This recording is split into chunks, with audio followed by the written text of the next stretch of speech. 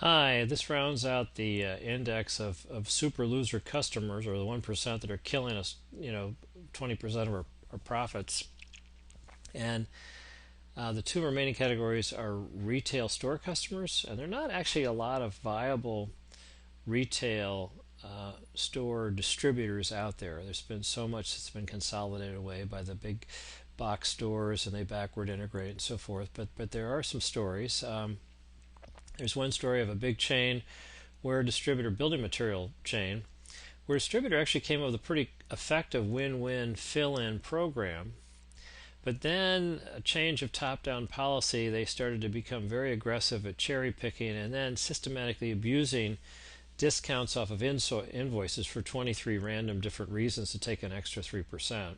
And what do you do about that? The second one is a story about a precision supply chain distributor called Hillman Group.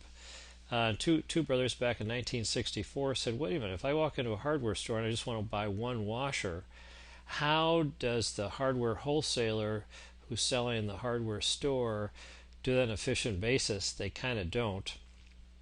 And what would be a customer centric, in other words, if I'm a customer walking in and I want to buy one screw, one bolt, one little faster, one kind of nail, one kind of whatever, what would the racking system look like, and how would we replenish that, and so forth? And they created an entire customer centric backwards chain, and it turned out to be a fantastic money machine. And they basically sell the onesies, for everything you'd ever want to buy at Home Depot, Target, all these places, all the hardware stores and so forth.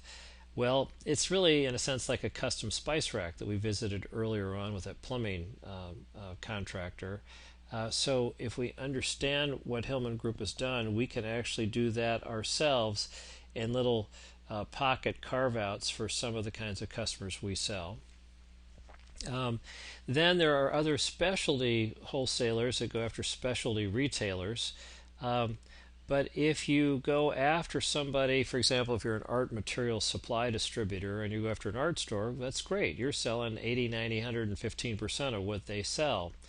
But if you go after a stationery store and they just have a little tiny area over here where they sell a few little items you could stock, it's not important to them, and they still can buy one-stop shopping, all that stuff from their stationery supply distributor. So you don't want to get misaligned just because you could sell 1 or 2 or 3% of stuff to a guy. Why would they split that apart and buy from you if they wasn't sort of an abusive kind of reason? So we'll realize that that's just not, you don't want to do that, and you want to get out of those kinds of situations. Then I created a category that sort of cuts across all of these, which is what happens when you run into sort of a very aggressive bully of a customer who just keeps pounding the table saying, I want lower prices and more services, and take it or leave it, and I'm huge, and all that sort of stuff. And what's that all about, and how do we deal with them if we choose to deal with them?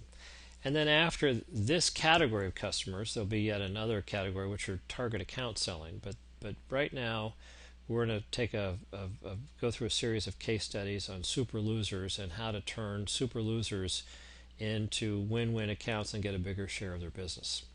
So we'll start off with specific case number one next. Thank you.